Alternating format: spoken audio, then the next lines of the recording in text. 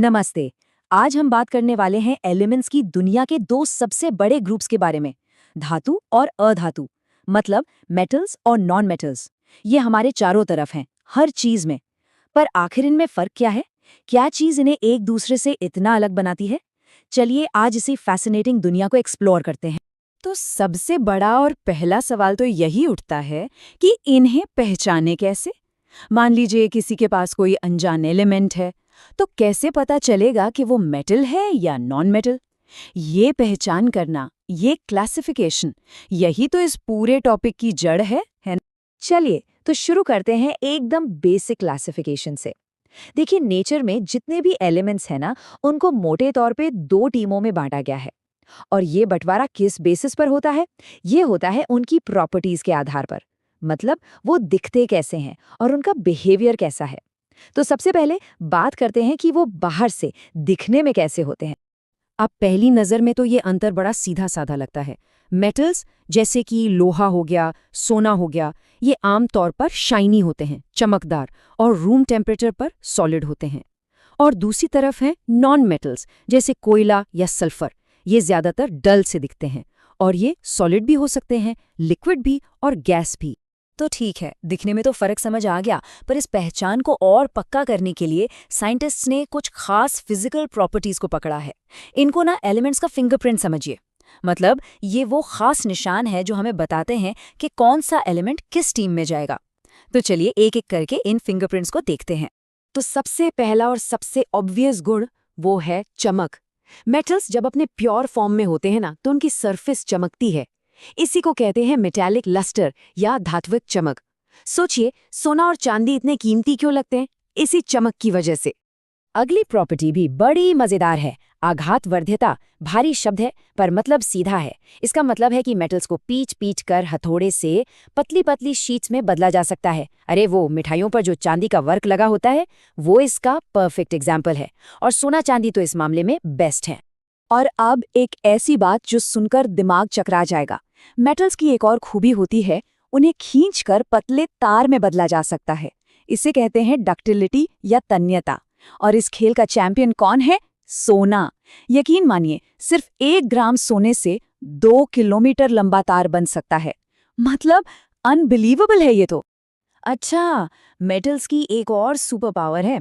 ये हीट और इलेक्ट्रिसिटी के बेहतरीन कंडक्टर होते हैं। मतलब ऊष्मा और बिजली इनमें से आसानी से गुजर सकती है। इसीलिए तो खाना बनाने के बर्तन मेटल के होते हैं और बिजली के तार कॉपर के। इसके अलावा इनका मेल्टिंग पॉइंट, मतलब वो तापमान जिस पर ये पिघलते हैं, वो भी बहुत हाई होता है। तो अब तक तो कहानी बड़ी सीधी सादी लग रही थी, है ना? मेटल्स मतलब चमकदार, ठोस, मजबूत। लेकिन साइंस की दुनिया में हमेशा कुछ एक्सेप्शंस होते हैं, कुछ अपवाद, कुछ ऐसे एलिमेंट्स जिन्हें नियम तोड़ना बड़ा पसंद है।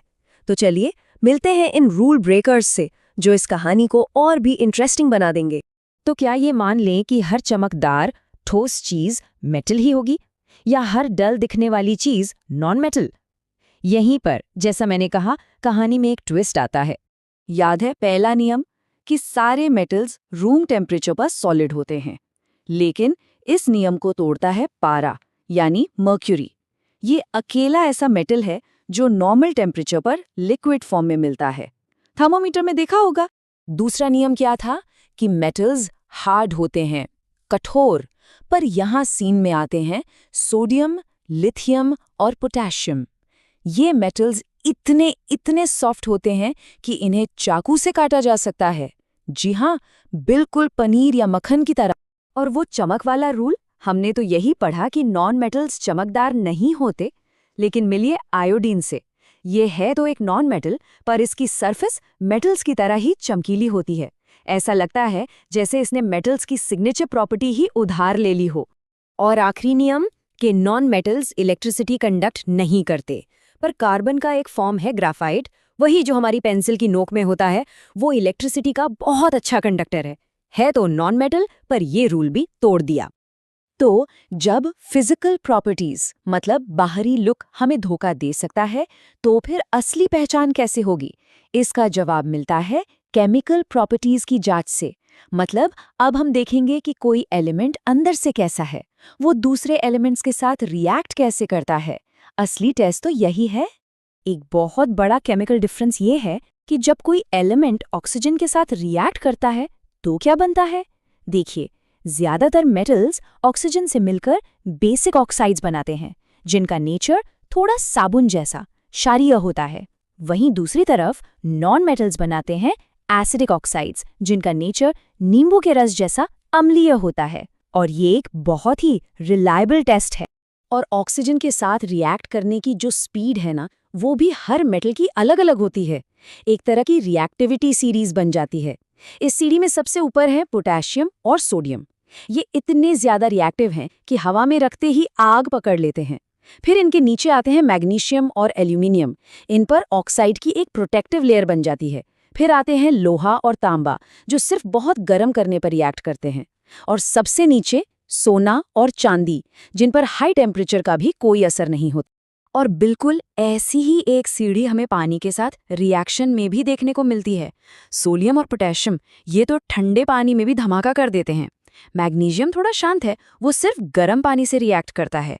एल्यूमिनियम, लोहा और जिंक, इनको तो और ज्यादा एनर्जी चाहिए, ये सिर्फ भाप से रिएक्ट करते हैं। और फिर वही हमारे शांत स्वभाव वाले मेटल्स, सोना, चांदी, तांबा, ये पानी से कोई रिएक्शन ही नहीं करते। और ये जो रिएक्टिविटी सीरीज है ना, ये एसिड्स के साथ रिएक्शन में भी काम आती है। सिंपल सा रूल है, जो मेटल जितना ज्यादा रिएक्टिव, वो एसिड के साथ उतनी ही तेजी से रिएक्ट करेगा, उतने ही ज्यादा बुलबुले निकलेंगे। जैसे मैग्नीशियम सबसे तेज, उसके बाद एल्यूमिनियम, फिर जिंक और फिर लोहा। तो सवाल ये उठता है कि हम ये सब फिजिकल और केमिकल प्रॉपर्टीज के बारे में जान क्यों रहे हैं? क्या ये सिर्फ एग्जाम के लिए है? बिल्कुल नहीं। असल में यही प्रॉपर्टीज तय करती हैं कि हम इन एलिमेंट्स को अपनी डेली लाइफ में कैसे इस्तेमाल करेंगे। ये नॉलेज लैब से निकलकर सीधे हमारी दुनिया को, हमारे घरों को शेप देती है। जरा सोच कर देखिए, खाना बनाने के बर्तन मेटल के ही क्यों होते हैं? क्योंकि वो हीट के अच्छे कंडक्टर हैं। बिजली के तार कॉपर के क्यों बनते हैं? क्योंकि वो डक्टाइल है और इलेक्ट्रिसिटी का भी अच्छा कंडक्टर है। गहने सोने के ही क्यों पसंद किए जाते हैं? क्योंकि वो चमकदार है और हवा पानी से रिएक्ट करके खराब नहीं होता।